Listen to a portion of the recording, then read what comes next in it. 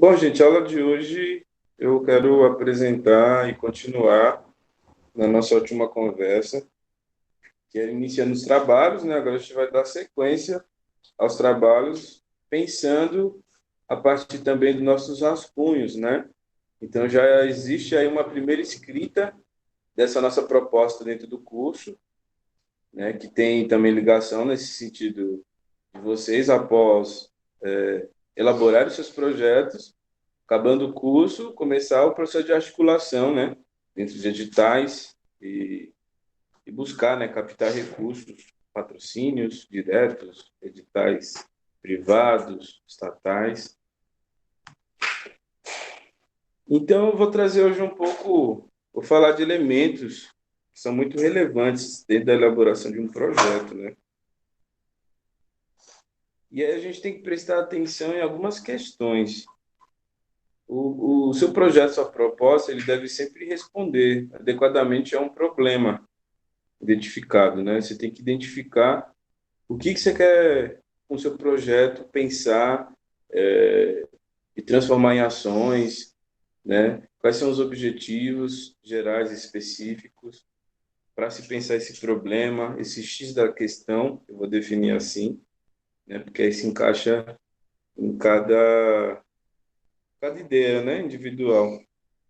E o conjunto das soluções propostas deve contemplar as atividades práticas e os custos do projeto, que envolve principalmente, né, as pessoas que estão ligadas ao seu projeto, a sua equipe, os materiais a serem utilizados e esses resultados esperados. E aí eu acho que eu já trouxe essa ideia, né, dessa relação orçamentária, que é muito importante que o seu orçamento, o custo total do seu projeto, né, o recurso que você quer ser contemplado, não seja superestimado ou subestimado, né? Ele deve ser compatível a partir do que você está propondo, né? Pensando nos materiais que você vai ter que utilizar, na equipe que você quer contratar, né?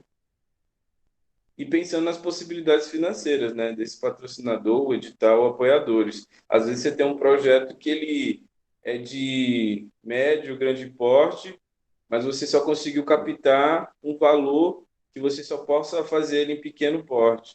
Então, também como você compatibiliza essa tua proposta dentro de diferentes valores, né? E aí eu vou trazer muitas falhas, e que eu encontrei muitas falhas também, muito comum, né? Nada que não seja, que não possa melhorar e desenvolver melhor, mas que eu encontrei na maioria, né, das propostas e da proposta de exercício do rascunho, muito em relação ao objetivo. Ele se apresentou de uma maneira muito confusa.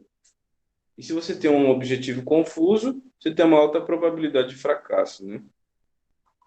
Porque aí, se você não tem um objetivo definido, fica muito difícil para eu que estou avaliando saber onde que você quer chegar, saber em que lugar o seu projeto quer chegar, né? Qual o objetivo geral desse projeto. E aí, essa questão da confusão, ela pode ter várias origens, né? Uma delas, o problema, né? Se X da questão não foi estudada ou entendida pela pessoa que está escrevendo, né? Ou o coordenador, né? O gestor de projetos e sua equipe não percebem o problema e fazem suposições incorretas sobre o resultado que querem alcançar. Então, né, pensando naquela ideia que o projeto é algo que foge do nosso cotidiano, né? Ele requer um esforço maior. Se você não tem um objetivo estudado, um problema específico que você queira resolver a partir das suas ações, fica muito difícil de continuar as etapas, né, da escrita do seu projeto. Então, quem eu acionei nessa relação, repensem nessa questão da tua escrita e tentem elaborar, né, com mais calma e ser mais precisos e assertivos nesse sentido. Execução confusa, né? não há política nem procedimentos para resolver problemas e conflitos, né? Quando a gente pensa na questão da análise de riscos, se você não faz esse planejamento, pensando que poderá acontecer coisas erradas, sua execução pode ficar confusa, né?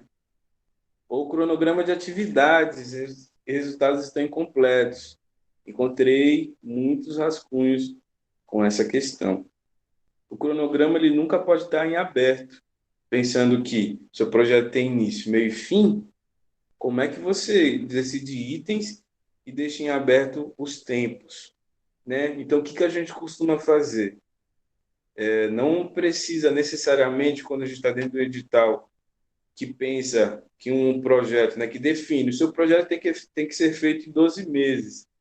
Então, lá no seu cronograma, você não precisa botar os meses, né, janeiro, fevereiro, março, abril, mas sim o item da atividade e a quantidade de meses, né, um mês, 2 meses, para realizar aquela ação. Você não pode, por exemplo, deixar em aberto para o edital, o contratante resolver e definir. Até porque a proposta é sua. Então, não tem Mas, ô que Bruno, você. posso perguntar? Pode. Eu gosto No de ir meu no caso, final também. Mas é pode ir. rapidinho. Pode No ir. meu caso, que são 5 aulas de 4 horas, eu coloco tipo em um mês, porque vai depender muito de como a empresa quer fazer esses encontros. Eu não sei, eu fiquei em dúvida de como colocar no meu caso. Tá. Então, o que você pode fazer, aí você vai ter que usar dois itens, que é cronograma e metodologia. No cronograma você bota o tempo, né? Pensando aqui na incubadora que são aulas, eu coloco lá o tempo de aproximadamente 2 meses. E na minha metodologia, aí eu defino, são aulas virtuais e coloco as datas dentro desse grande período de meses. Então, eu acho que você pode trabalhar dessa forma. Eu vou apresentar o projeto que foi aprovado da segunda edição da incubadora, e aí eu acho que fica um exemplo bem interessante para você compreender essa relação. Então, não deixar em aberto essa relação do cronograma, sempre definir os itens e esses prazos para que você consiga ter uma boa execução, né, do seu projeto. Né? Não, uma outra questão que pode acontecer é de não ficar evidente essa relação de quem tem poderes e atribuições, né? Para quê? O que que a sua equipe tem que fazer? Você como gestor, o que que você tem que decidir, né? Ou então a execução do projeto em andamento com o escopo, né, do projeto incompleto. A introdução, o resumo, ele não está muito bem elaborado. As pessoas não compreendem. Então, isso pode ocasionar muitas questões, né? Os objetivos estão confusos, né? Então, isso já ajuda para atrapalhar, né? Nessa relação de uma boa execução do seu projeto. Ou também a relação, de novo, lá do orçamento, né? Em que os recursos podem estar de uma maneira incorreta. E também pode ocorrer ainda falhas na execução, né? Como, por exemplo, um detalhe vital foi esquecido e foi tudo a perder. Você esqueceu, por exemplo, de informar a conta bancária correta que vai receber o recurso do projeto. Imagina só que isso acontece. Então, é toda uma preocupação, né, muito ampla, eu penso, né, na visão do gestor de produção, né, que está ali gerindo o produtor, né, o agente cultural. E aí eu deixei em anexo hoje um texto complementar que fala um pouco, né, dessa figura do gerente, né, de produção. E aí tem um exemplo aqui, né? Causa, todo mundo achou que a pessoa iria cuidar dessa questão, né? E aí pode ocorrer, né? Mal-estar entre as pessoas envolvidas, custo extra, projeto. Então, entra também na relação da figura do produtor estar sempre se comunicando, criar políticas e meios transparentes para informar, deixar registrado as coisas, que todos consigam acessar, né? E aí Vargas cita também as chamadas falhas gerenciais, que podem ser evitadas. Isso também apareceu no rascunho, essa questão de um projeto com muitas atividades e pouco tempo para realizá-las, né? Então, novamente, a gente retorna nessa questão do cronograma, que é uma parte muito, mas muito importante. Para mim, o cronograma e o orçamento são coisas que estão muito próximas, e a gente tem que tomar muito cuidado nesses dois itens, porque a gente pode ser contemplado e se nosso cronograma está errado e você já está com o dinheiro, pode ocorrer muitas questões, né? Impeditivas para uma boa execução. Pouca compreensão da complexidade do projeto, né? Na questão aqui de análise de impacto, a maneira que você justificou a sua proposta. Ou o projeto não tem gerente de projeto, tem vários, criando assim um círculo de poder paralelo. E aí tem esse jogo de poder esquisito, né? Mas a maneira que eu apresento o projeto para vocês, pensando na primeira aula lá, nessa relação das bolhas, né? Como todos trabalham, né? Uma máquina que trabalham todos ali para chegar num objetivo comum, que é a realização do projeto, né? Então, eu acredito que se seguirem essa relação, não vai ter esse problema aí de ter muitos líderes e, enfim, essa relação verticalizada, né? Ou o treinamento e capacitação, né, da sua equipe foram insuficientes, faltou a liderança, né, com uma atividade bem ativa, né, e próxima das pequenas equipes que compõem seu projeto. E eu vou falar um pouco da relação, né? Eu já falei do que é problemático e agora o que pode ser muito bom, né? Para ter um bom êxito desse teu projeto. Antes de iniciar uma elaboração de um projeto, discuta como o problema, o X da questão pode ser resolvido. E imagine a situação após a solução do mesmo. Daí registre nos seus objetivos ou metas do projeto. Né? Eu tenho um projeto de produção de um evento musical que tem uma participante que é sobre isso, Nação de Preto. Sempre uso esse exemplo. E ela vê esse problema, que na cidade não tem festival de música. Então, ela pega esse problema e já cria os objetivos e as metas do projeto. Né? Então, produzir produzir um festival de música na cidade. Isso aqui já é um objetivo, pode ser até um objetivo geral. E as metas também entram nesse sentido de serem outras atividades facilitadoras também para chegar nesse objetivo geral. Vou exemplificar também esses dois itens hoje. E aí ele fala uma série de coisas, né? Como é importante o gerente de projeto já ter uma experiência, né? E para ter experiência a gente tem que começar de algum lugar. Então nem sempre não tem tanto sucesso, né, nas primeiras produções. E aí é legal, uma coisa que eu falei na última aula, que a gente é legal ter esse exercício de registrar o seu desempenho dentro de um projeto, deixar isso por escrito, e aí você vai se analisando, né? Nessa primeira experiência, vai para outro projeto, já repensa, já não repete os mesmos erros, né? E aí você vai ganhando uma experiência, entendendo como é que se trabalha nesse meio, né? Uma equipe competente, né? Pensar numa equipe que você confie profissionalmente nesses profissionais, né? Que prestem um serviço que você necessita, né? E que não sejam tão problemáticos, né? Então, eu penso que se você já tem uma experiência e acha uma equipe muito boa, continue com essa equipe, né? Se o time está ganhando, a gente não precisa trocar nada, né? Envolvimento da equipe, né? É importante todos estarem motivados, estarem muito ativos junto com o gerente de projetos no sentido de do gerente de projetos deixar todos familiarizados com o projeto, todas as questões serem sanadas, todas as dúvidas.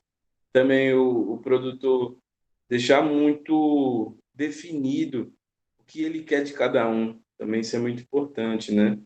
Eu penso que quando a gente define nossa equipe, já é importante delegar as funções de cada um para que as pessoas já entrem dentro do projeto com a ciência do que vai ser feito, né? Do que essa pessoa tem como função para se chegar nesse objetivo geral. E um planejamento adequado, né? Pensar nessa relação execução versus cronograma das atividades, estabelecer também mecanismos, né, de como você vai controlar o andamento do seu projeto, se está indo por um caminho que foi planejado ou se não. Então, como você pensa e reanalisa, né, administra essas questões, prever os problemas, né, que entre também dentro dessa análise de riscos, né, que podem ocorrer durante o seu projeto, e um cronograma de custos bem planejados, né? E é uma parte vital para o êxito de um projeto, né? Pensar o seu orçamento e pensar as etapas do seu projeto e como esse custo vai ser alocado, como esse custo vai ser distribuído para essas ações, para esses itens definidos já dentro do seu orçamento. Né? Então, como desenvolver bem um projeto?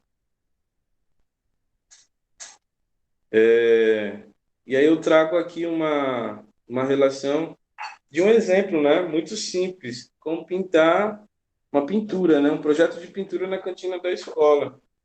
E aí você pensa uma definição, né, de tudo, de todas as etapas necessárias para que isso ocorra e seja executado, né, de uma maneira legal. Então, ali, escolher uma data de início da pintura, listar os materiais, escolher o pintor, né, escolher a sua equipe, o seu plano de divulgação, a retirada do material vendido que possa atrapalhar o trabalho, pintar a cantina, né, executar o processo já de produção, né, vou lá e pinto a cantina, recolher o material utilizado, limpar a cantina, voltar com o material vendido na cantina para os devidos lugares e reabrir a cantina. E aí, para cada um desses itens listados, a gente pode ter umas perguntas que aí pode servir para qualquer tipo de exemplo, qualquer tipo de proposta, né? Quem vai fazer? Por que fazer? Né? O momento de você justificar e trazer todos os pontos que reforcem o seu argumento, né? Para não ficar algo subjetivo, com afirmações que são suas, né? O que você quer fazer? O que você quer alcançar com isso, né? Talvez seus objetivos, a maneira que você vai fazer, como é que você planeja e faz suas estratégias, né, para alcançar esse resultado, esse objetivo geral, seu objetivo final do seu projeto. Com o que fazer, né? Indicar os meios e os recursos que vocês vão utilizar para realizar o projeto, né, sua proposta. Onde fazer também, para identificar os locais. E aí também entra a relação do perfil, né?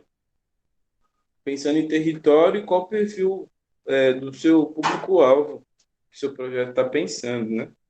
Quando fazer, está relacionado dentro desse cronograma e quanto vai custar, que seria, né, esse orçamento definido. E aí eu vou trazer um pouco hoje para a gente pensar, trouxe alguns exemplos sobre portfólio, clipping, o currículo, que é algo que a gente vai encontrar dentro de editais, para que você apresente seu projeto de maneiras visuais. E aí, portfólio seria uma apresentação do seu projeto, que pode ser um projeto de continuidade, né? Já existe essa ação e você consegue trazer e compartilhar links de matérias, vídeos, fotografias, né? E clipe em currículo seria mais uma parte da proponência, né? Quem é proponente do projeto tem um currículo na área, tem uma experiência na área, já dá um peso maior, né, para a sua proposta quando for avaliada, né? Tem um proponente que tem experiência. E o clipping seria uma série de informações para que comprove essas ações que estão lá no currículo, né? Essas ações que estão definidas. Então, pode ser cartaz de peça que você participou, programas, entrevistas, matérias jornalísticas. Então, eu vou mostrar aqui, eu vou começar com o portfólio. Eu sempre trago o exemplo do meu projeto, né? O Pretume, que é que eu estou usando desde o início. E aqui, como eu já tenho fotografias, é um projeto de continuidade, eu consigo fazer um portfólio de apresentação com imagens, né, do projeto. E aí eu inicio, é um exemplo, tá, gente? Não é o melhor exemplo, mas acho que vocês já podem ir se ligando aí. Eu inicio falando um pouco dos prêmios, né, das premiações que o projeto teve dentro desse longo percurso, né, de trabalho. E aí eu gosto também de usar uma questão poética, né? Como se trata de uma peça, de um solo cênico musical, eu trago um trecho da poesia que é encenada, também deixo muito figurativo, né? É pensar no material que é a primeira coisa que se apresente para o patrocinador, sabe? O que tem um material muito bem feito, profissional. E aqui eu deixo links, né, de vídeos, entrevistas, tudo muito prático, pensando em relação a. Eu acho que não vai abrir. Pensando em relação da pessoa vendo virtualmente dentro do computador, ficar de fácil acesso, clicar nos links. Mas quando não, é importante também você incluir dentro desse portfólio impresso, né? Ao invés de substituir, né, o link para o que é nesse link. Se é uma matéria, então você bota a matéria dentro do portfólio. E aí essa peça aqui é a ação principal, é a apresentação do solo cênico musical, e ela tem uma contrapartida, que é a oficina, né? Orixá é o corpo afro. Então, eu já tive essa preocupação de registro, então eu consigo apresentar o material, né, que apresente figuramente. O patrocinador adora ver essas coisas, né? Você ter boas imagens, ter bons vídeos, isso dá mais credibilidade ao teu projeto, né? E nesse caso aqui era um edital de pesquisa, então eu trago minhas referências bibliográficas para pesquisar esse espetáculo como final. Um exemplo bem básico, bem simples, do que seria um portfólio.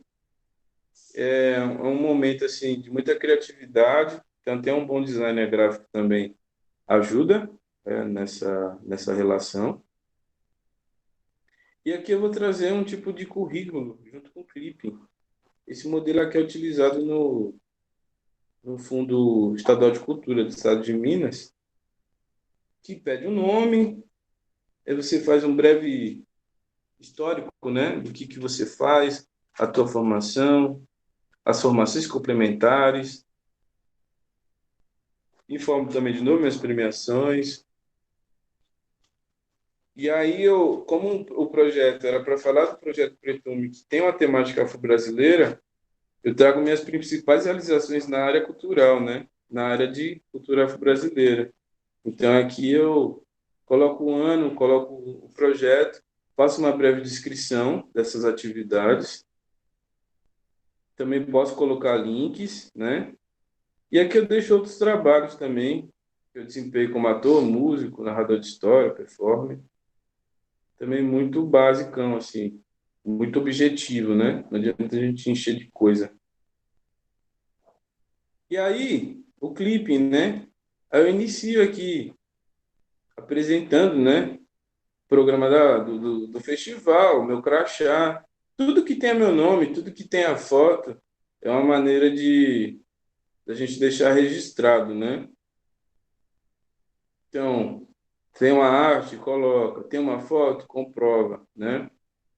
Aí aqui eu apresentei no Sesc São Paulo, também deixei uma matéria que saiu na Globo, e aí eu já incluí aqui. Dentro do Sesc também tem a relação da compra do ingresso, fui lá, printei. Então tem todas, né, aqui, ó, o ingresso também do festival, da apresentação, outra matéria. E assim é uma maneira de você comprovar aquelas coisas que você informou lá em cima, né? Então aqui, programa do festival, certificados dentro da parte da literatura, certificado em produção e gestão cultural, que eu já fiz. Aqui, em relação ao projeto Pretume, outro projeto de produção cultural que eu fiz no Itaú. E aqui são todas na temática afro-brasileira, se vocês perceberem, né? Uma apresentação que eu participei de um cortejo, lá de Santos também, que é do Quilombo Maracatu. Então, eu deixo todas essas memórias, né, comprovadas aqui, junto com a parte escrita do meu currículo. E também tem a relação do currículo mais padronizado, né? Que aqui você pode falar, ter mais espaço para falar das suas experiências, né? Aí aqui eu trago minhas linhas de pesquisas dentro da universidade, pensando nessa relação artista-pesquisador, né? Está dentro da academia também refletindo arte. Então, né, projetos de pesquisas de iniciações científicas que eu já fiz, projetos artísticos que eu já participei, muito parecido com o outro, né? Minhas produções artísticas, em artes cênicas, e assim vai.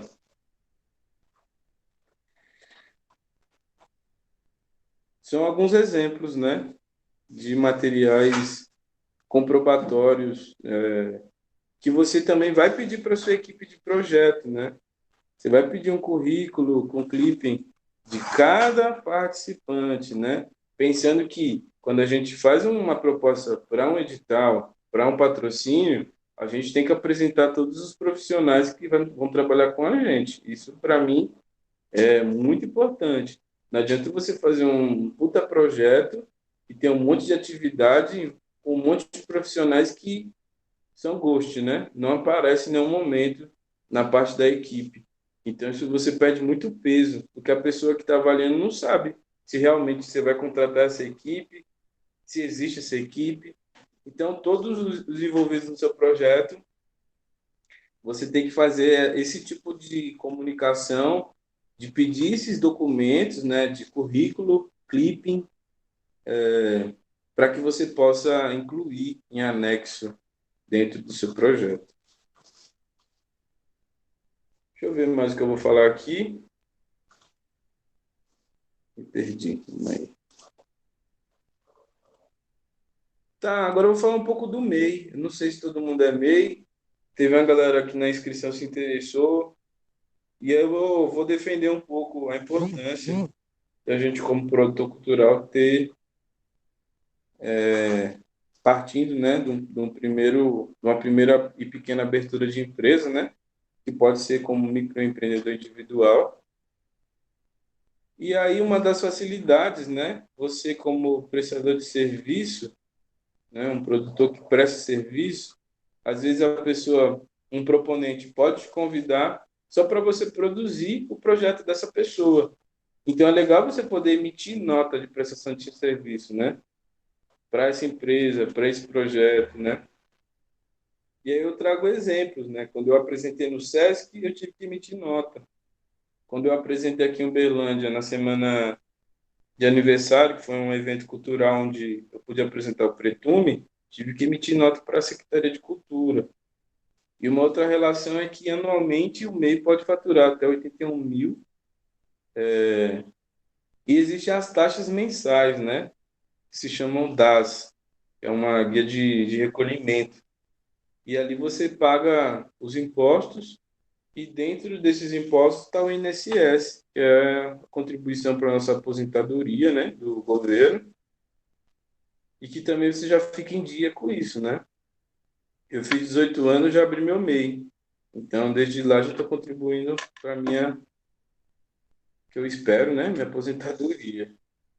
E aí você também tem a possibilidade, né, de ter uma conta PJ, né, uma conta jurídica, para receber esses recursos, não na sua conta pessoal, e sim na conta da sua empresa, que é para você produzir, né? Não entendi aqui, deixa eu ver o que você falou.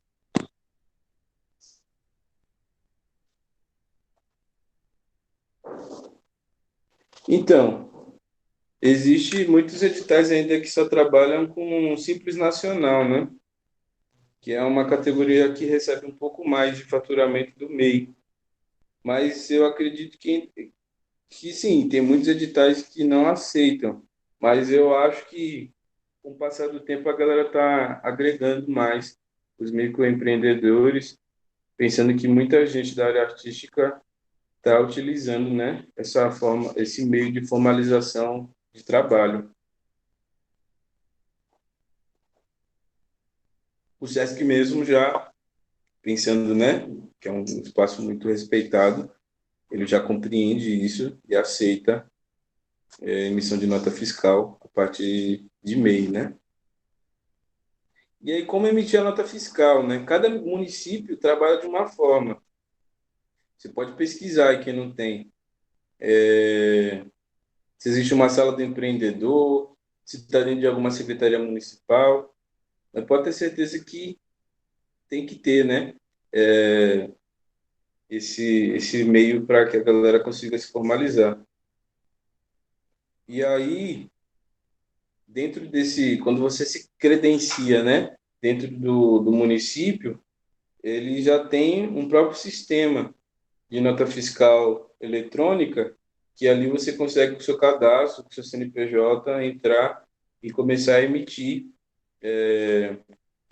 as suas notas fiscais de prestação de serviço. E aí eu quero mostrar onde que vocês fazem isso, né? Porque existem, quando você bota lá abrir e-mail, aparecem muitas coisas pagas, mas existe o próprio governo portal aqui, portal do empreendedor.gov, que aqui é o portal correto para que vocês se formalizem, né? E aí, quem não é, clica aqui, formalize, quero ser, muito rápido, muito simples, são informações muito rápidas de ser resolvidas. Eu não sei se eu consigo entrar aqui. A inscrição MEI, eles pedem pequenos dados, né? De primeiro, digite seu CPF. Eu não vou digitar porque eu já tenho, né? Então eu não consigo fazer uma simulação aqui de como entrar. Mas, por exemplo, eu pesquiso aqui, ó, portal do empreendedor, né?